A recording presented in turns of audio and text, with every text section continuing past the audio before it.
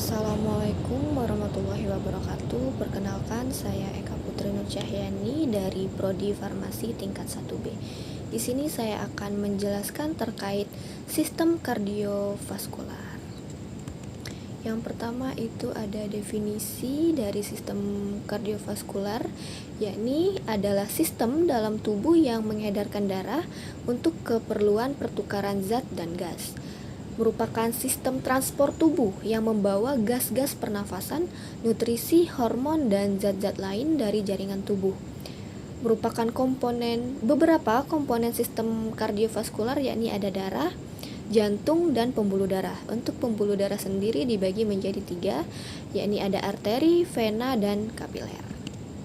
Nah, jantung terbagi menjadi beberapa bagian. Yang pertama ada lapisan dinding jantung, ada endokarsium, miokarsium, epikarsium, dan perikarsium. Endokarsium adalah endotel, jaringan ikat subendotel, dan merupakan lapisan otot yang paling tipis. Sedangkan miokarsium merupakan lapisan otot yang paling tebal, dan ruang jantung itu terbagi menjadi atrium atau serambi bagian kanan, ada juga ventricle atau bilik bagian kanan, ada atrium kiri serta ventricle kiri. Nah, ini adalah gambar daripada pembagian-pembagian yang sudah disebutkan, yakni heart wall layers. Ada endokarsium, miokarsium, epikardium. Seperti yang disebutkan, ini adalah bagian-bagiannya. Seperti garis penutup, ini ada endokarsium, terus di dalamnya ada layaknya seperti daging gitu ya, ada miokardium, dan yang ini bagian lapisan putih itu ada epikardium. Nah, ini bagian-bagian daripada epikardium bagian atas, terus ada miokardium, dan yang paling bawah ini ada endokardium. Oh ya, ini juga yang paling bawah sekali itu ada katup tricupidalis. Nah, ini adalah otot-otot jantung yang terbagi menjadi kapiler, branch head fibers, dan kolagen. Nah, katup jantung, katup atrioventrikular kanan atau katup tricuspidalis itu adalah antara atrium dan ventricle bagian kanan, sedangkan katup atrioventrikular kiri itu atau katup bicuspidalis itu adalah antara bagian atrium dan ventricle kiri. Katup juga terbagi menjadi 2, yaitu katup semilunaris pulmonalis dan katup semilunaris aorta. Nah, ini adalah bagian-bagian daripada heart valves. Seperti yang tertera, ada beberapa bagian. Selanjutnya masuk ke sirkulasi daripada jantung. Atrium itu merupakan proses di mana ia menerima darah dari vena, sedangkan ventricle itu adalah memompa darah menuju ke arteri.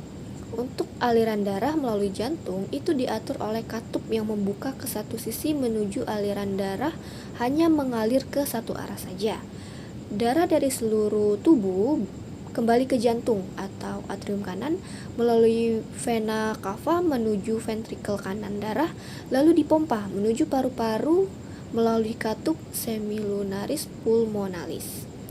Darah teroksigenasi dari paru-paru ke atrium kiri, kemudian ke ventricle kiri melalui katup bicuspidalis. Dari ventricle kiri, darah dialirkan melalui katup semilunaris aorta ke aorta seluruh tubuh. Nah, ini adalah bagian-bagian daripada jantung normal. Ini ada terbagi menjadi 2 warna ya, ada merah dan biru. Untuk merah itu merupakan oxygen rich blood, sedangkan biru adalah oxygen poor blood. Jadi pembedanya adalah antara rich untuk berwarna merah dan poor berwarna biru. Nah, Adapun kontrol yang terbagi menjadi dua, yakni kontrol intrinsik dan ekstrinsik. Kontrol denyut atau kontrol denyut jantung, yakni kontrol intrinsik dan ekstrinsik. Untuk kontrol intrinsik pada jantung itu merupakan pacu jantung dari nodus sinoauricularis atau NSA di atrium kanan menuju gelombang, lalu dihantarkan ke seluruh dinding atrium menjadi kontraksi atrium. Nodus atrioventricularis atau NAV menuju serabut Purkinje di berkas HIS menuju rangsang dan kontraksi ventrikel lalu menyebar ke seluruh jantung. Sedangkan untuk kontrol ekstrinsik itu diatur oleh pusat jantung di medula oblongata menuju saraf simpatis dan parasimpatis and vagus. Nah, ini merupakan bagian-bagian daripada cardiac conduction system. Seperti yang tertera pada gambar, ada beberapa bagian-bagian yang dimana pastinya semua memiliki peran dan fungsinya masing-masing. Nah, ini juga ada bagian-bagian. Ini superior vena cava, terus ada right atrium, left atrium, Purkinje fibers, dan lain sebagainya. Nah, ini merupakan fase EKG yang terbagi menjadi beberapa bagian yang dimana setiap bagian tentunya memiliki fungsinya tersendiri. Nah, ini merupakan bagian-bagian daripada kontrol ekstrinsik jantung. Untuk garis atau aliran berwarna ungu adalah bagian parasimpatis fibers. Sedangkan untuk yang berwarna hijau itu adalah bagian sympathetic fibers, dan yang berwarna kuning itu adalah bagian daripada interneurons. Oke, kita masuk ke bagian-bagian pembuluh darah. Yang pertama ada kapiler, yang dimana ia adalah tempat pertukaran nutrisi, udara, hormon, dan metabolit. Sedangkan untuk arteri itu adalah bagian di mana ia mengalirkan darah dari jantung ke seluruh tubuh. Untuk vena sendiri itu merupakan pembuluh darah balik menuju mengalirkan darah kembali ke jantung. Dan dinding pembuluh darah itu terbagi menjadi tunica intima, tunica media, dan tunica adventitia. Nah, ini merupakan gambar daripada bagian aliran darah daripada tubuh manusia. Seperti ini dia bentuk-bentuknya. Sedangkan ini ada arteri.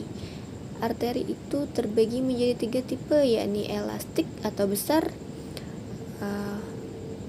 muskular atau medium, dan arteriola atau kecil.